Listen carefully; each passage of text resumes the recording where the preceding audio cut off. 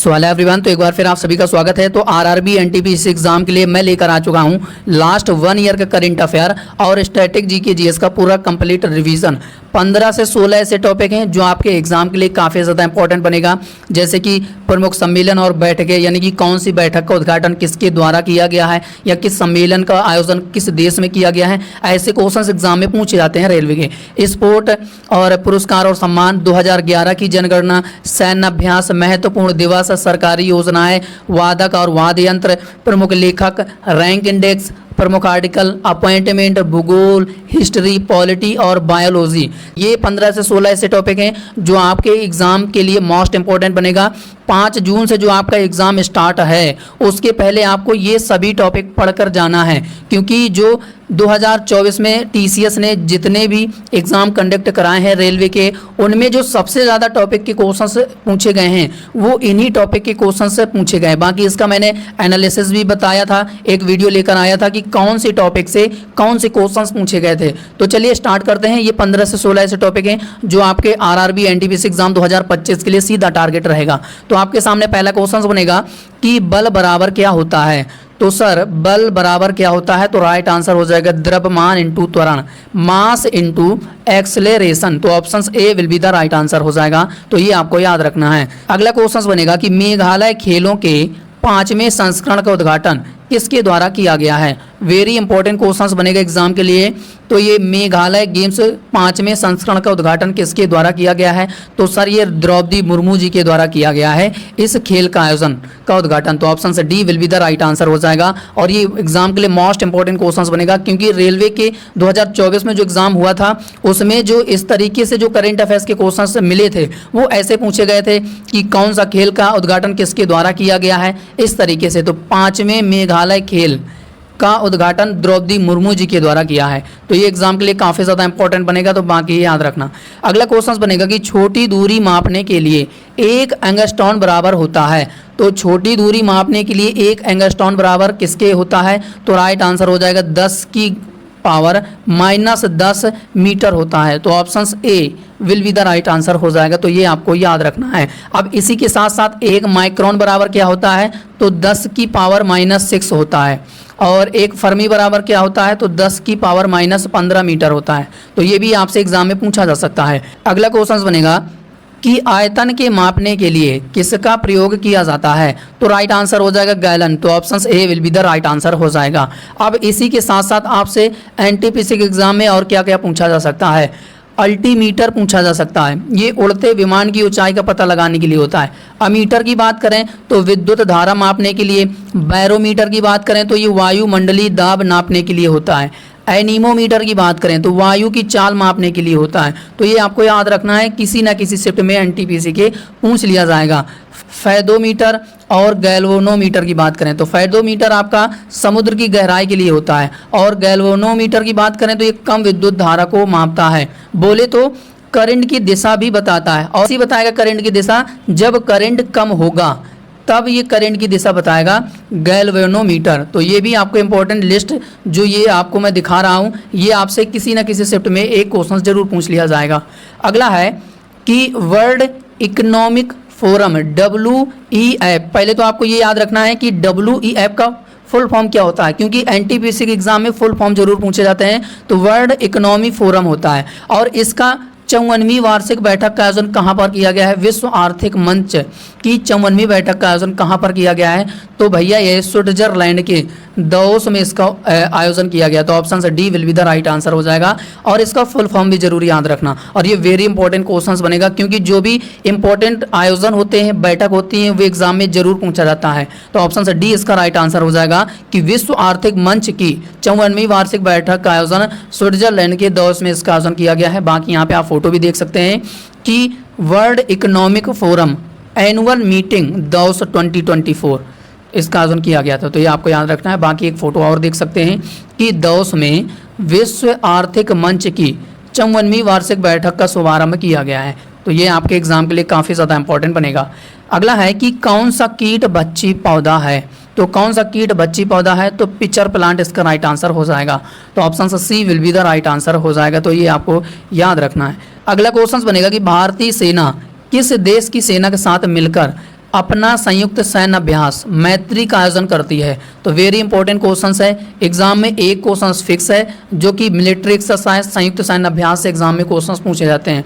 और 2024 में जो मिलिट्री एक्सरसाइज से क्वेश्चन पूछे गए थे उनका प्लेस स्थान पूछ लिया गया था। तो यानी कि जो एक्सरसाइज उसमें बदलाव किए गए थे, तो हो सकता है कि एनटीपीसी के एग्जाम में भी आपसे प्लेस स्थान पूछा जा सकता है। तो ये आपको याद रखना कि जो मैत्री का आयोजन है ये भारतीय सेना और किस देश की सेना के साथ मिलकर इसका आयोजन किया जाता है, तो Thailand will be the right answer हो जाएगा। तो ऑप्शन से B will be the right answer हो जाएगा। तो यहाँ पे आप फोटो भी देख सकते हैं कि India Thailand joint military exercise मैत्री 2024। अब जो 5 जून से आपका एग्जाम स्टार्ट है, अब जो करंट अफेयर याद करने में जो आपको हेल्प मिलेगा वो फ़ोटो सबसे ज़्यादा हेल्प करेगी, क्योंकि फ़ोटो को आप जितना अच्छे नज़रिए से देखेंगे, ध्यान से देखेंगे, जो लिखा है वो पढ़ेंगे, साथ में पढ़ते हुए चलेंगे, तो आपको क्वेश्चन से लंबे समय तक याद रहेगा एग्जाम तक।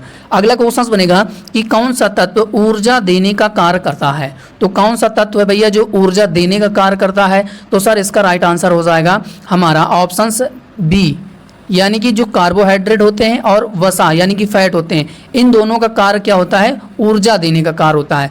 जो भी आप कार्बोहाइड्रेट या फैट खाएंगे उससे आपको क्या मिलेगी, ऊर्जा मिलेगी।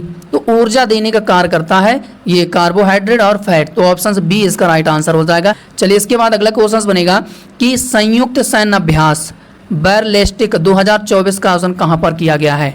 टीसीएस में जो बदलाव किए गए हैं 2024 में मिलिट्री एक्सरसाइज या फिर संयुक्त सैन्य अभ्यास, उसमें प्लेस स्थान पूछा गया था। तो आपसे एनटीपीसी के एग्जाम में प्लेस स्थान जरूर पूछा जाएगा। तो जो बैरलिस्टिक 2024 का आयोजन किया गया है ये कहाँ पर भैया किया गया है, तो राइट आंसर हो जाएगा कजाकिस्तान। तो option B will be the right answer हो जाएगा। ये एग्जाम के लिए इंपॉर्टेंट बनेगा क्योंकि मिलिट्री एक्सरसाइज है जो आपके एग्जाम में एक क्वेश्चन फिक्स है, जरूर पूछा जाएगा। तो ये 2024 में कजाकिस्तान में इसका आयोजन किया गया है बैरलिस्टिक।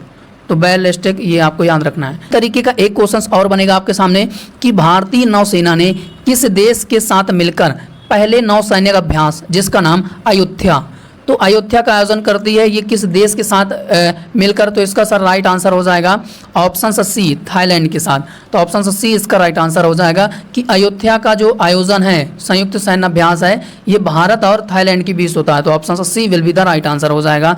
ये आपको याद रखना है। बाकी आप फोटो भी देख सकते हैं कि India navy and royal Thailand navy conduct first ईवर Ayodhya Naval exercise. तो ये आपको याद रखना है। चलिए इसके बाद अगला है कि प्रोटीन का कार्य क्या होता है। तो ये शरीर के ऊतकों का निर्माण करना और उसकी मरम्मत करना।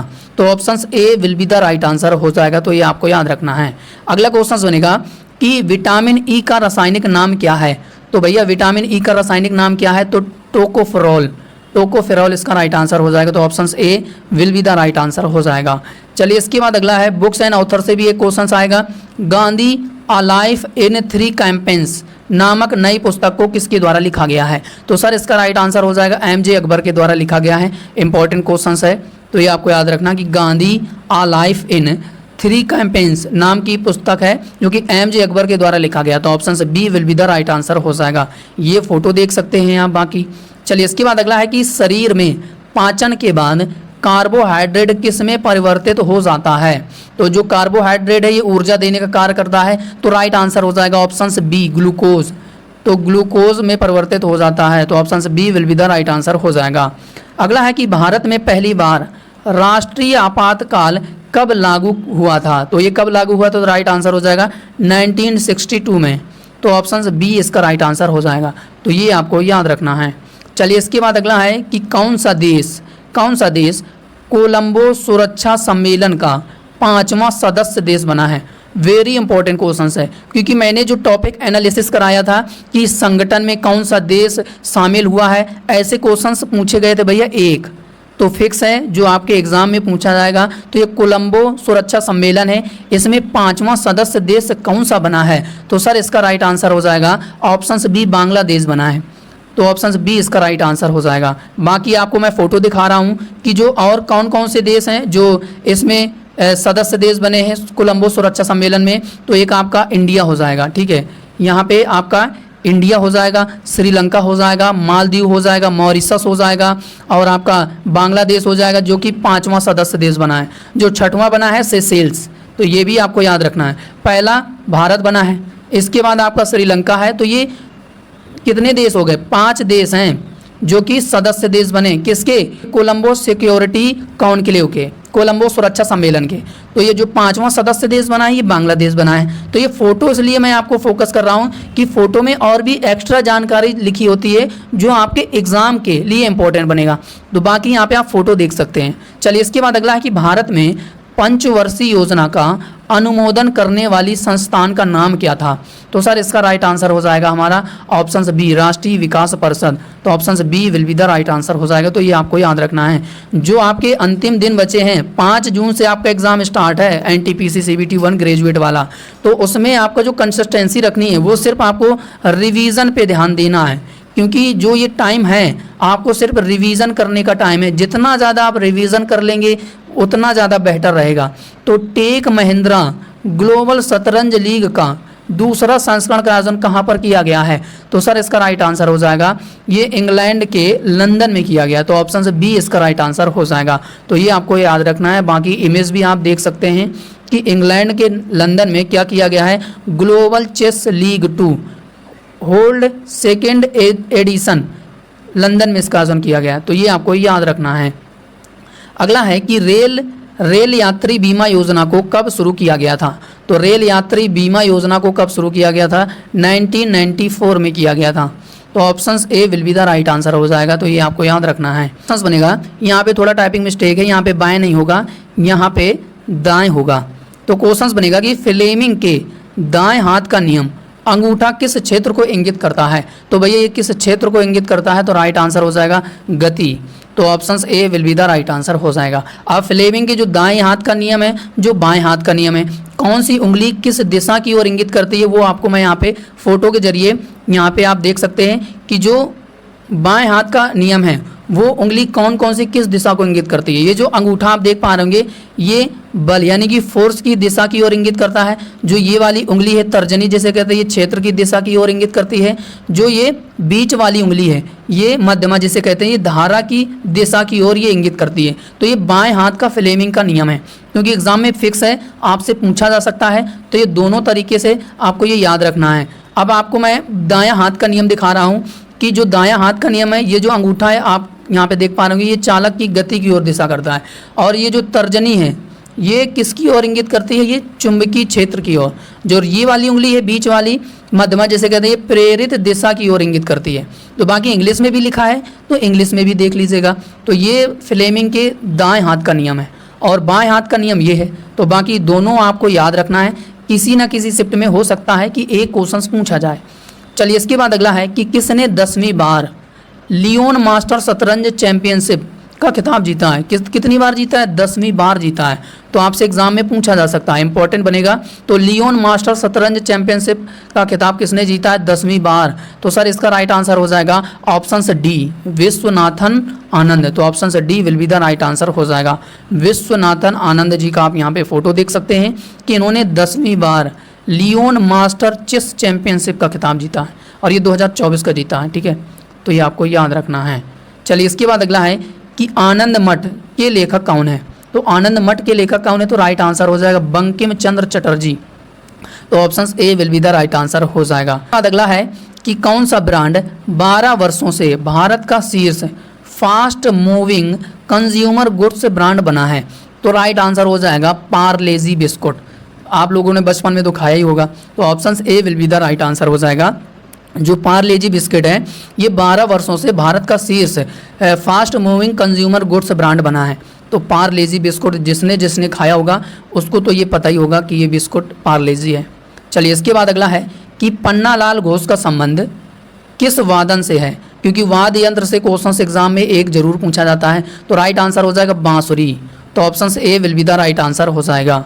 चलिए इसके बाद अगला है कि विश्व आर्थिक मंच द्वारा जारी यात्रा और पर्यटन विकास सूचकांक 2024 में भारत किस स्थान पर है? तो पहले तो आपको WEF का पूरा नाम याद होना चाहिए, फुल फॉर्म, क्योंकि NTPC के एग्जाम में पूछा जाता है। तो वर्ल्ड इकोनॉमिक फोरम है और इसके द्वारा जारी की गई एक इंडेक्स है यात्रा और पर्यटन सूचकांक इंडेक्स 2024 में भारत की रैंक क्या है। तो भारत इसमें किस स्थान पर है भैया, तो 39वें स्थान पर है। तो option A will be the right answer हो जाएगा। ये आपको मैं लास्ट 1 ईयर का करंट अफेयर है जो कि कवर करा रहा हूँ, क्योंकि एग्जाम में लास्ट 1 ईयर का ही करंट अफेयर आता है। तो ऑप्शन ए इसका राइट आंसर हो जाएगा। फोटो भी यहाँ पे देख सकते हैं और फोटो में जो लिखा है आप उसे पढ़ेंगे ना तो आपको ये अगर एग्जाम में आया तो ये क्वेश्चन आपसे गलत नहीं होएगा, इस बात की गारंटी है। तो आपको ये याद रखना है। अगला क्वेश्चन बनेगा कि किसने माइकल ओडायर की हत्या 13 मार्च यहाँ पे 1940 होगा 1940 में की थी। तो किसने 13 मार्च 1940 में माइकल ओडायर की हत्या की थी। तो यहाँ पे इसका राइट आंसर हो जाएगा ऊधम सिंह। तो option A will be the right answer हो जाएगा। तो ये आपको याद रखना है। अगला क्वेश्चन बनेगा कि भारत की राष्ट्रपति द्रौपदी मुर्मू ने कितने शीतकालीन वीरता पुरस्कार प्रदान किए गए हैं। जिसने भी 2024 में रेलवे के एग्जाम दिया होगा उसमें पुरस्कार और सम्मान से ऐसे ही क्वेश्चन पूछे गए थे कि कितने लोगों को कौन से पुरस्कार दिए गए हैं। तो ये जो शीतकालीन वीरता पुरस्कार है ये द्रौपदी मुर्मू जी के द्वारा कितने लोगों को प्रदान किया गया है, तो 36 लोगों को प्रदान किया गया। तो option D will be the right answer हो जाएगा। और ये एग्जाम के लिए इंपॉर्टेंट है। बाकी याद रखना कि जो 36 वीरता पुरस्कार हैं ये द्रौपदी मुर्मू जी के द्वारा प्रदान किए गए, जिसमें 10 कीर्ति चक्र हैं और 26 शौर्य चक्र है। तो टोटल 36 ये वीरता पुरस्कार जो कि प्रदान किए गए हैं द्रौपदी मुर्मू जी के द्वारा। तो ये आपको याद रखना है, ठीक है। चलिए इसके बाद अगला है कि कर्णम मल्लेश्वरी का संबंध किससे है। तो एक वेट लिफ्टिंग है। तो option A will be the right answer हो जाएगा। तो ये आपको याद रखना है।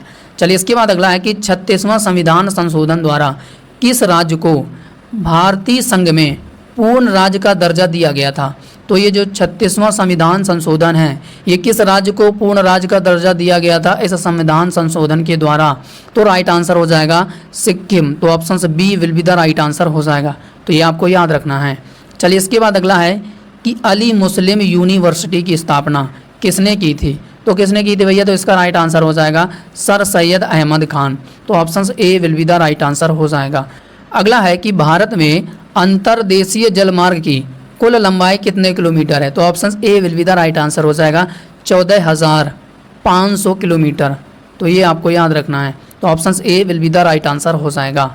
चलिए इसके बाद अगला है कि 2024 में पहले विज्ञान रत्न पुरस्कार से किसे सम्मानित किया गया है। और इसी तरीके से एक क्वेश्चन आरआरबी जेई जो 16 दिसंबर को एग्ज़ाम हुआ था 2024 में, ऐसे ही मिलता जुलता एक क्वेश्चन पूछा गया था। तो 2024 में पहले विज्ञान रत्न पुरस्कार किसे सम्मानित किया गया है। तो राइट आंसर हो जाएगा गोविंद राजन पद्मनाभन को प्रदान किया गया है। तो पुरस्कार और सम्मान इंपॉर्टेंट टॉपिक है करंट अफेयर्स का, तो ये आपको पढ़कर जाना है। तो option C will be the right answer हो जाएगा कि इनको पहले विज्ञान रत्न पुरस्कार से इनको सम्मानित किया गया है द्रौपदी मुर्मू जी के द्वारा, गोविंद राजन पद्मनाभन। इनका आप यहाँ पे फोटो देख सकते हैं। और एक चीज़ और याद रखना कि जो भारत रत्न पुरस्कार है 2024 प्रदान किया गया है, कितने लोगों को प्रदान किया गया, क्योंकि ये भारत रत्न पुरस्कार है, भारत का सर्वोच्च, देश का सर्वोच्च नागरिक सम्मान है। तो एग्जाम के लिए काफ़ी ज़्यादा इंपॉर्टेंट है। तो चौधरी चरण सिंह का नाम याद रखना, पीवी नरसिम्हा राव का नाम याद रखना, एमएस स्वामीनाथन का नाम याद रखना, कर्पूरी ठाकुर जी का नाम याद रखना और लाल कृष्ण आडवाणी। तो ये 5 लोग हैं जो कि 2024 में इनको क्या दिया गया है, भारत रत्न पुरस्कार 2024 प्रदान किया गया है। तो ये काफ़ी ज़्यादा वेस्ट इंपॉर्टेंट क्वेश्चंस है, तो भैया ये याद रखना। अगला है कि 24वां अंतर्राष्ट्रीय मदर टेरेसा पुरस्कार 2024 के बारे में कौन सा कथन सही है। तो पहला स्टेटमेंट कह रहा है कि 26 अगस्त 2024 को दुबई में इस पुरस्कार को आयोजित किया गया है। ठीक है, यह पुरस्कार शिक्षा, विज्ञान, संस्कृति, खेल, सामाजिक कार्य, चिकित्सा, उद्योग, राजनीतिक सहित विभिन्न क्षेत्रों में असाधारण व्यक्तियों को ये प्रदान किया जाता है। तो भैया दोनों स्टेटमेंट इसके क्लियर और राइट आंसर हो जाएगा। और ये वेरी इंपॉर्टेंट बनेगा क्योंकि ये कौन सा पुरस्कार है, ये अंतर्राष्ट्रीय मदर टेरेसा पुरस्कार है जो 2024 में प्रदान किया गया है। अब जो इनकी जयंती मनाई जाती है, मदर टेरेसा की जयंती, ये हर साल कब मनाई जाती है, तो 26 अगस्त को मनाई जाती है। तो उन्हीं जयंती के उपलक्ष्य में ये मदर टेरेसा अंतर्राष्ट्रीय जो पुरस्कार है 2024वां ये दुबई में आयोजित किया गया है। और किस क्षेत्र में ये पुरस्कार दिया जाता है, तो शिक्षा, विज्ञान, संस्कृति, खेल, सामाजिक कार्य, उद्योग, चिकित्सक, राजनीतिक, विभिन्न क्षेत्रों में असाधारण व्यक्तियों को प्रदान किया जाता है। तो दोनों स्टेटमेंट इसके क्लियर और राइट आंसर हो जाएगा। और ये जो मदर टेरेसा पुरस्कार ये किन किन लोगों को प्रदान किया गया है, तो ये भी मैं आपको यहाँ पे दिखा रहा हूँ। तो यहाँ पे आप पहले फोटो देखिए कि 24वां इंटरनेशनल मदर टेरेसा अवार्ड 2024 ये दुबई में इसका आयोजन किया गया है। और दुबई में कितने लोगों को प्रदान किया गया है, ये पहले आप उनके नाम देखिए, क्योंकि जोआओ बर्नाल्डो विएरा द्वितीय इनको प्रदान किया गया है। सिद्धार्थ श्रीवास्तव और नमित बजोरिया को प्रदान किया गया है। किस क्षेत्र में? इंडस्ट्रीज क्षेत्र में, उद्योग के क्षेत्र में, क्योंकि शिक्षा, उद्योग, राजनीतिक इन सभी योगदान में प्रदान किया गया है मदर टेरेसा पुरस्कार। और इसके बाद मोहम्मद मेहताबुर रहमान को प्रदान किया गया है। इरका बेचेंको को प्रदान किया गया है कला के क्षेत्र में। तो आपसे किसी ना किसी का एक नाम जरूर पूछ लिया जाएगा, तो ये आपको याद रखना है। MP रोजारियो को प्रदान किया गया है शिक्षा के क्षेत्र में।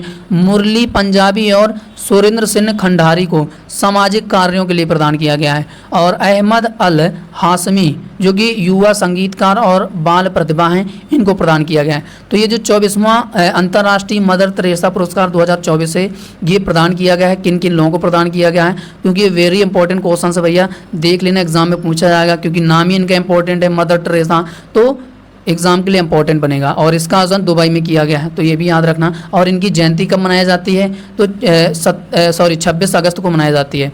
ठीक है, 26 अगस्त को मनाई जाती है, तो ये आपको याद रखना है। चलिए इसके बाद अगला क्वेश्चन बनेगा कि वर्ल्ड वाटर वीक विश्व जल सप्ताह हर साल कब मनाया जाता है। तो भैया ये हर साल कब मनाया जाता है, तो सर इसका राइट आंसर हो जाएगा, ये मनाया जाता है अगस्त के आखिरी सप्ताह में। तो ऑप्शन बी इसका राइट आंसर हो जाएगा, तो ये आपको याद रखना है। अगला है कि उच्च न्यायालय के मुख्य न्यायाधीश को शपथ कौन दिलाता है, तो राइट आंसर हो जाएगा आपका राज्यपाल। तो option C will be the right answer हो जाएगा, तो ये आपको याद रखना है। अगला है कि वितस्ता का युद्ध किस नदी के तट पर सिकंदर और पोरस जो कि 326 ईसा पूर्व में ये युद्ध हुआ था। तो वितस्ता का युद्ध कब हुआ था, 326 ईसा पूर्व हुआ था। किसके किसके बीच हुआ था, सिकंदर और पोरस के मध्य हुआ था। किस नदी पर हुआ था, तो ये आपको बताना है। तो ऑप्शन बी झेलम नदी पर, तो ऑप्शन बी इसका राइट आंसर हो जाएगा।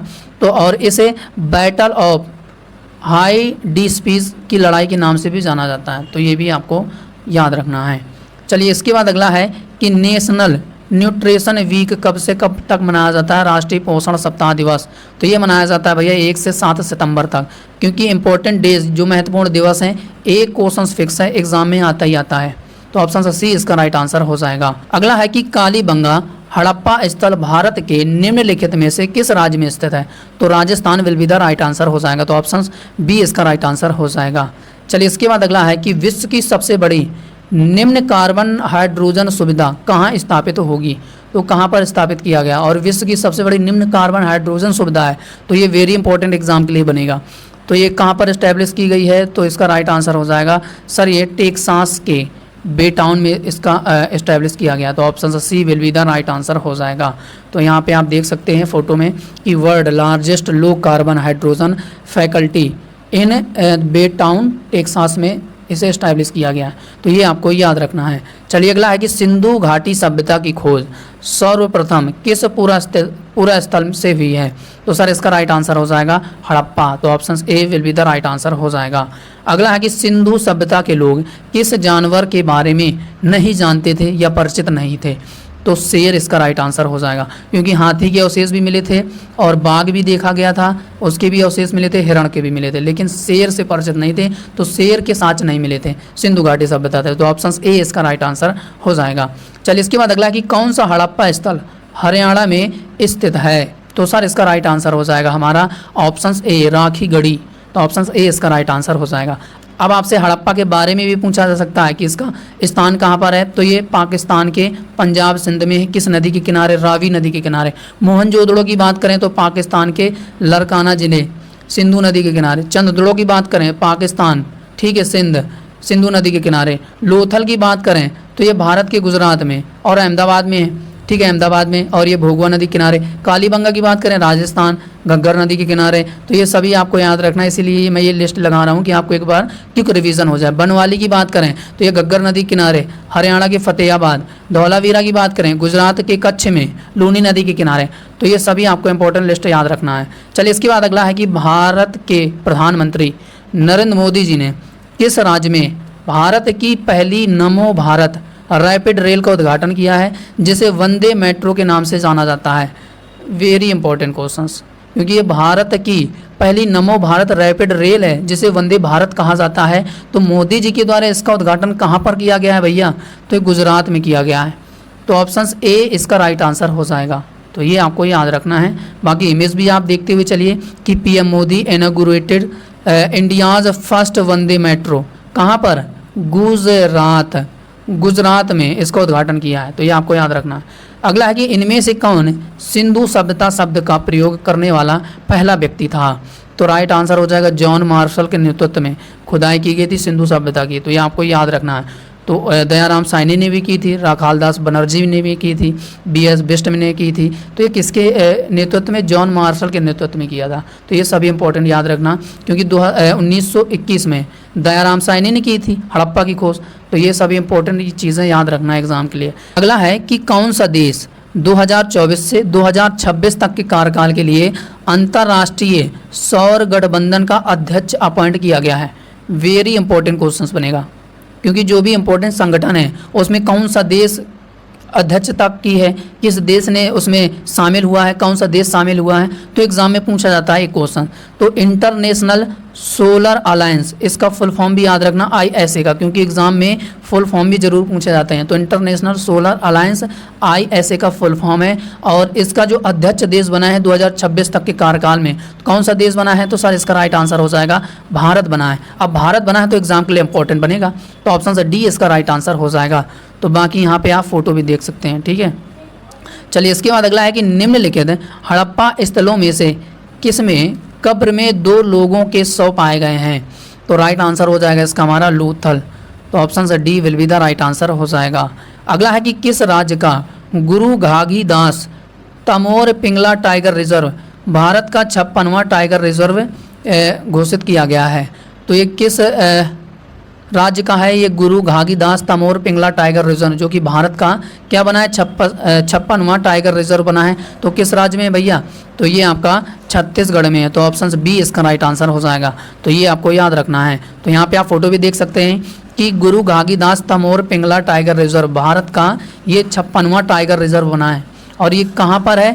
तो ये छत्तीसगढ़ में है। तो ये भी आपको याद रखना है। क्वेश्चन बनेगा कि निम्नलिखित युग्मों को सही सुमेलित करना है। एक तरफ खोज दे दिया गया है और एक तरफ उसके स्थल दे दिए गए हैं कि कौन सी खोज कहाँ पर की गई है। तो अगर यहाँ पे मैं आपको एक चीज़ बताऊं कि घोड़ों के अवशेष कहाँ पर मिले हैं, तो सुरकोटदा से मिले हैं। तो यानी कि 3 का हमारा डी हो जाएगा।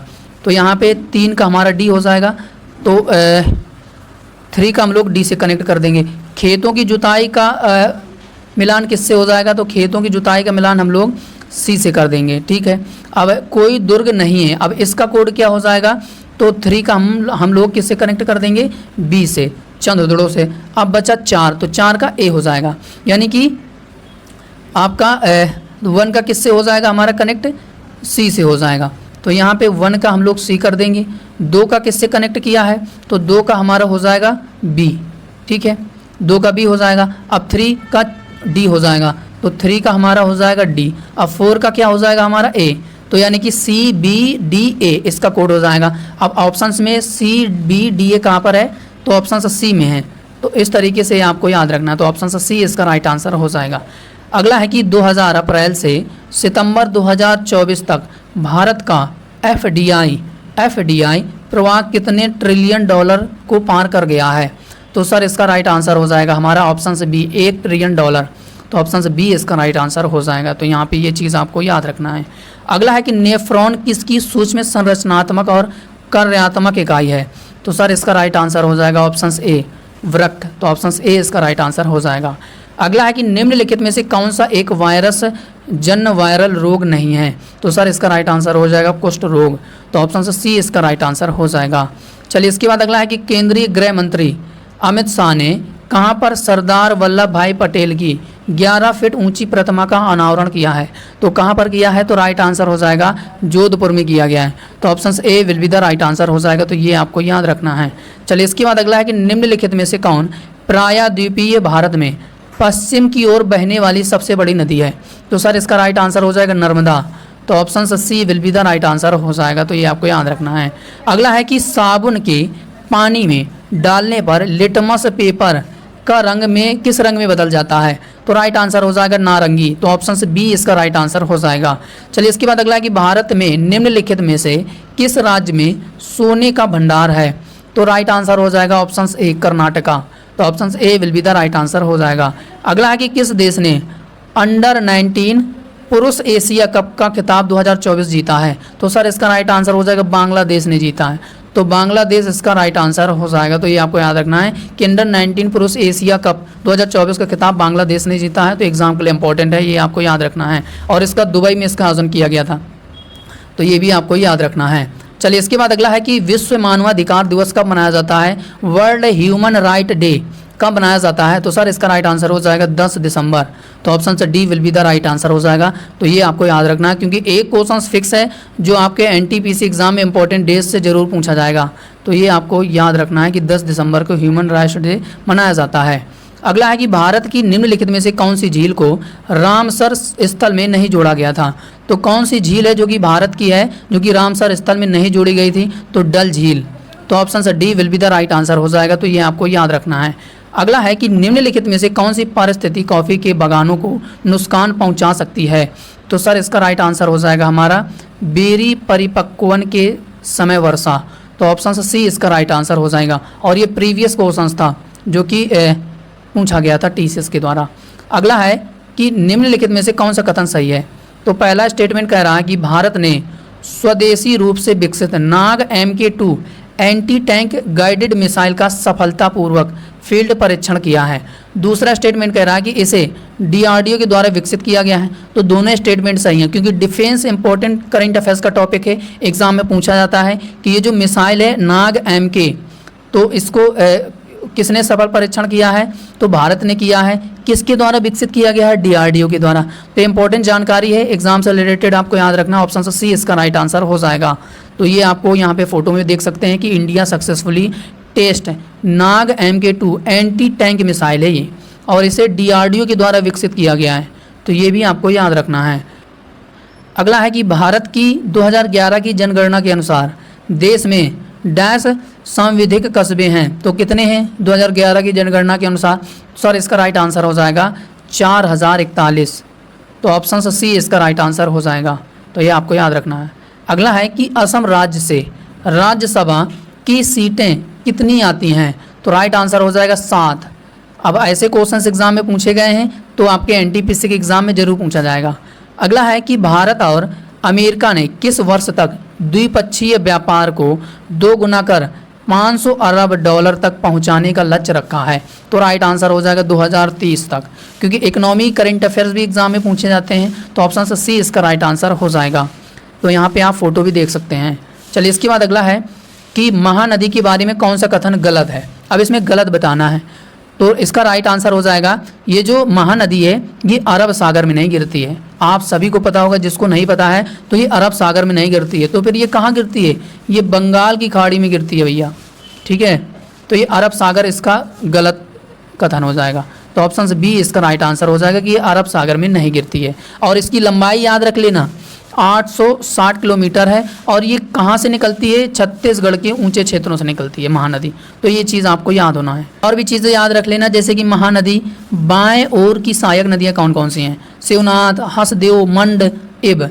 अब महानदी की दाहिनी किनारे से सहायक नदियाँ कौन सी हैं? ओग, तेल, जोंक। अब महानदी पर प्रमुख परियोजनाएं भी हैं। कौन कौन सा है? एक तो हीराकुंड बांध कहाँ पर है? महानदी में बना हुआ है। गंगरेल बांध कहाँ पर है? महानदी में है। दुधवा बांध कहाँ पर है भैया? महानदी में है। तो ये इंपॉर्टेंट है, महानदी से रिलेटेड आपको याद रखना। अगला है कि किस राज्य ने 2024 स्थानीय शासन प्रदर्शन सूचकांक में पहला स्थान हासिल किया है? तो किस राज्य ने हासिल किया है भैया? तो राइट आंसर हो जाएगा कर्नाटका।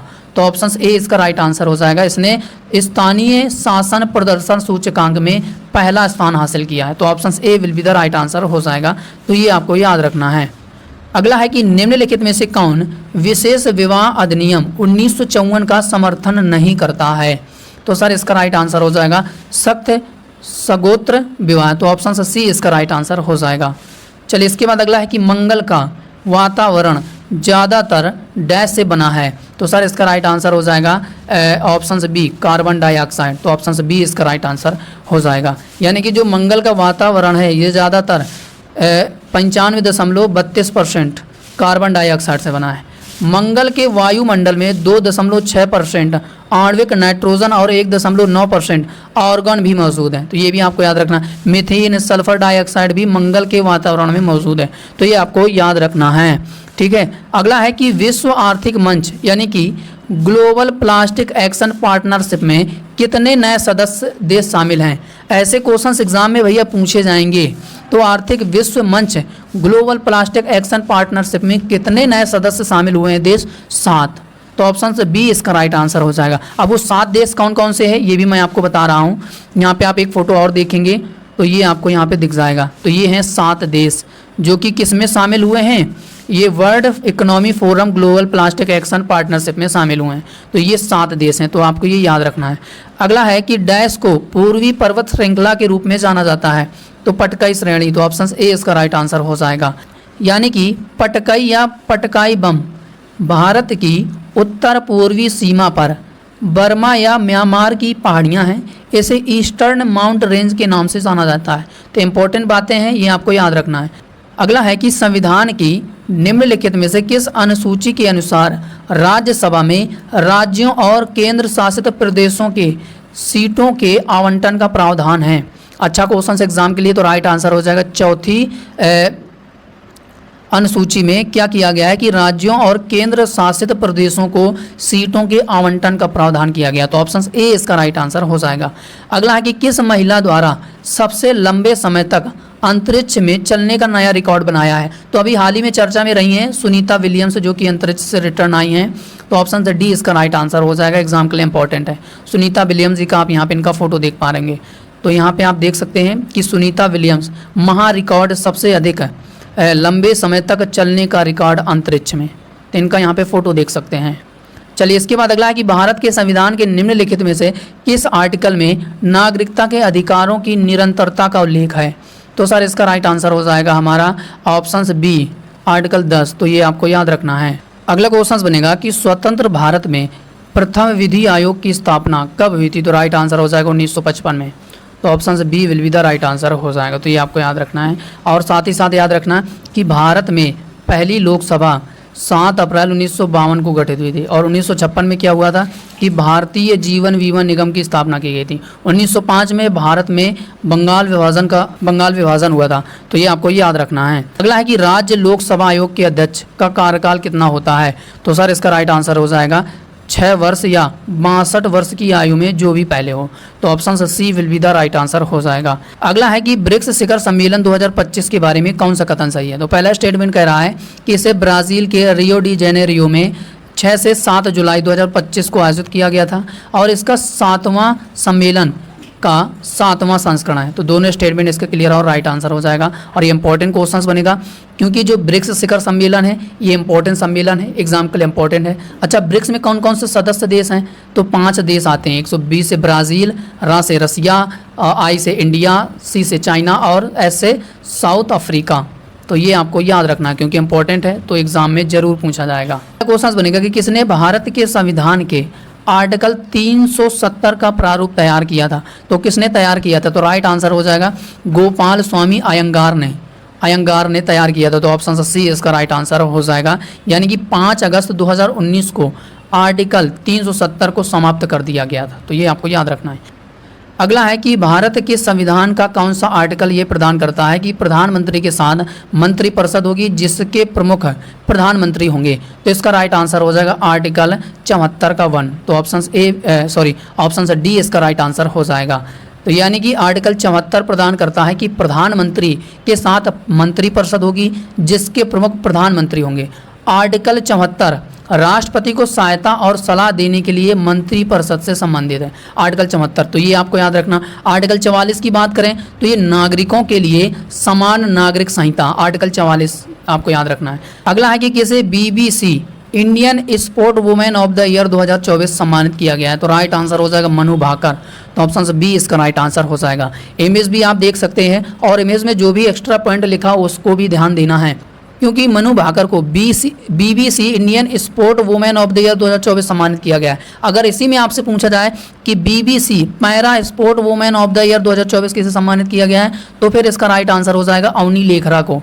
तो ये आपको याद रखना है। एक फ़ोटो और आप देख लीजिए, क्योंकि लास्ट टाइम जो 5 जून का आपका एग्ज़ाम है वो करंट अफेयर याद करने में मदद देगा आपका फ़ोटो, तो फ़ोटो आपको फोकस करना है, ठीक है। बाकी एक फ़ोटो और देख सकते हैं कि Indian sport women of the year 2024 BBC Indian sport women of the year 2024 winner Manu Bhaker को सम्मानित किया गया है। अब इसी में आपसे पूछा जाए कि जो BBC Indian sport women of the year 2024 है, जिसमें लाइफ टाइम अचीवमेंट पुरस्कार 2024 किसे प्रदान किया गया है, तो मिताली राज इसका राइट आंसर हो जाएगा, इनको प्रदान किया गया है। एक फ़ोटो और देख लीजिए, फ़ोटो आपको दिखाऊंगा मैं। BCC Indian sport women of the year 2024 में BBC emerging player of the year 2024 किसे सम्मानित किया गया है, तो शीतल देवी इसका राइट आंसर हो जाएगा। तो ये सभी फोटोज इंपॉर्टेंट दिखा रहा हूँ, एग्जाम के लिए दिखा रहा हूँ कि आपको ये याद रहे, अगर ऐसे क्वेश्चंस एग्जाम में आए तो आपसे गलत ना हो। अगला है कि भारतीय संविधान की प्रस्तावना को किसने भारतीय संविधान की राजनैतिक कुंडली के रूप में वर्णित किया था, तो राइट आंसर हो जाएगा कन्हैया लाल माणिक लाल मुंशी। तो option B will be the right answer हो जाएगा। चलिए इसके बाद अगला है कि 2011 की जनगणना के अनुसार भारत का लिंगानुपात लगभग कितना है, तो प्रति 1000 पुरुष में 943 महिलाएं। तो option A will be the right answer हो जाएगा। अगला है कि निम्नलिखित में से किस नृत्य शैली की उत्पत्ति दक्षिण भारत में नहीं हुई है, तो सर इसका राइट आंसर हो जाएगा हमारा सत्रिया। तो ऑप्शन सी इसका राइट आंसर हो जाएगा। तो ये रहे 15 से 16 ऐसे टॉपिक हैं जो आपके NTPC एग्जाम के लिए सीधा रामबाण साबित होंगे। तो ये लास्ट 1 ईयर का current affair static GK GS का पूरा कंप्लीट रिवीजन मैं इसी तरीके से 15 से 16 टॉपिक के क्वेश्चंस आपको रिवीजन कराता रहूँगा 5 जून तक। तो आप लोग जिस हिसाब से मैं मेहनत कर रहा हूँ आपके साथ, तो आपको भी मेरे साथ लगना पड़ेगा। तो बाकी सेशन कैसा लगा अपना फीडबैक जरूर दीजिएगा, लाइक शेयर कमेंट और साथ ही साथ सब्सक्राइब जरूर करिएगा अगर आप चैनल में पहली बार जुड़े हैं। तो आज के लिए इतना ही, मिलते हैं किसी नए वीडियो पर। और बाकी जिस हिसाब से मैं आपको NTPC एग्जाम के लिए कंसिस्टेंसी से लगा हुआ हूँ, मेहनत कर रहा हूँ, कंटेंट बना के आपके लिए लेकर आता हूँ ये 15 से 16 टॉपिक का वीडियो और लास्ट 1 ईयर का करंट अफेयर, तो ये आपको कहीं ना कहीं मेरी मेहनत आपके एग्जाम NTPC के एग्जाम के लिए जरूर टारगेट रहेगा, जरूर हेल्प मिलेगी इससे। तो आप लोग मेहनत करते रहिए मेरे साथ, क्योंकि यही अंतिम टाइम बचा है जो कि आप जितना अच्छा परफॉर्मेंस कर लेंगे अभी याद करने में, रिवीजन करने में, वो आपके एग्जाम के लिए इंपॉर्टेंट बनेगा। तो बाकी आज के लिए इतना ही, मिलते हैं किसी नए वीडियो पर। तब तक के लिए जय हिंद, जय भारत, वंदे मातरम।